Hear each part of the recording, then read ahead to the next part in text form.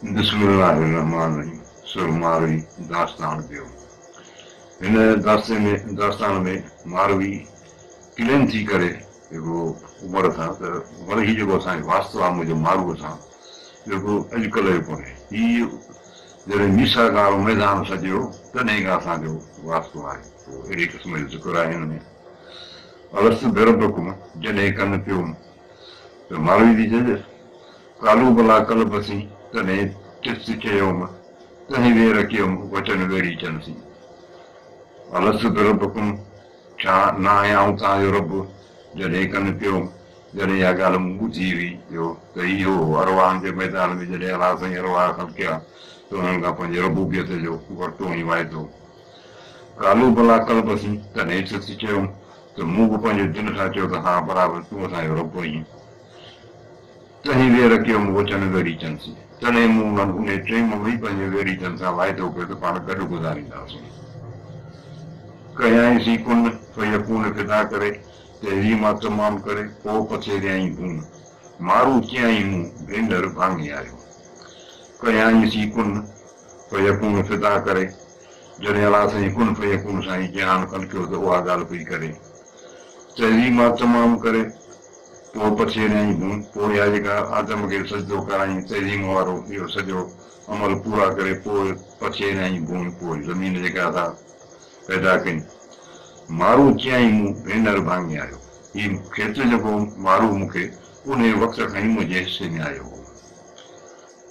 न का कुन फयकून हुई न को लिम लहम बणियो हो न बुत में अञा की आदम मूं तूं ई थी सघूं उहा साञाए सुपरी न का कुन फयकून हुई अञा कुन फयकून वारो अमल बि कोन थियो न को लिम लहम न को उज़वा न मास बणियो हो न बुत में अञा की आदम अञा आदम जो बुत बि कोन ठहियो हो मूं तूं ई थी सघूं उहा साञाए सुपरी ए महबूब मुंहिंजी तॾहिं खां तोसां इहो सुञाणप आहे तॾहिं खां ई मुंहिंजो तोसां संग आहे न का कुन फयकून हुई न का मूरत मार न का सुध सवाब जी न को गरज गुनाह हिकु ई हिकु ई वैदानियत वाह लिखियाई लतीफ़ चए उते कुझु अंदर जी ॻाल्हि मूं तूं ई सी आहे उहा साञाए सुपरी न का कुन फयकून अञा कुन फयकून बि कान थी हुई न का मूरत मां माना चंड जी वञा सूरत वजूद में कान आई न का सुध सवाब जी न को गरज गुनाह ऐं सवाब ऐं गुनाह जो बि अञा को ज़िक्र कोन हो का उनजी ख़बर बि कान हुई न को उन सां को वास्तो हो हिकु ई हिकु ई वैदानियत वाह हिकिड़ी ख़ुदा जी राति हुई बसि उन जी प्रचार हुई लिखियाई लतीफ़ चए उते ॻुझांदड़ जी ॻाल्हि उते अलाह पाक जो कहा थो ॻुझांदड़ ॻुझ जो जेको आहे उहो पंहिंजो लिखियो हुई मूं तूं ई सी आहे उहा साञाए सुपरी ऐं महबूब मुंहिंजी तोसां उन वक़्त खां वठी सुञाणप आहे चई कुन फयकून से खलकिया रूह ख़ुदा गॾु जिते गुज़रान हो जड़ लॻी तंहिं जाइ मूं तूं ई सी आहे उहा साञाए सुपरी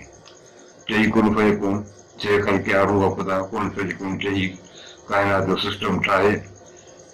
से खलकिया रूह ख़ुदा ख़ुदा रूहनि खे पैदा कयो गॾु जिते गुज़रान हो जड़ लॻी तंहिं जाइ उते जेको रूहनि जो गॾु हुजणु हो मुंहिंजी उन ई जाइ ते तोसां जड़ लॻी वई मोहबत थी वई मूं तूं ई सी आहे उहा साञाए सुपरी हे महबूब मुंहिंजी तोसां उन वक़्त खां वठी सुञाणप आहे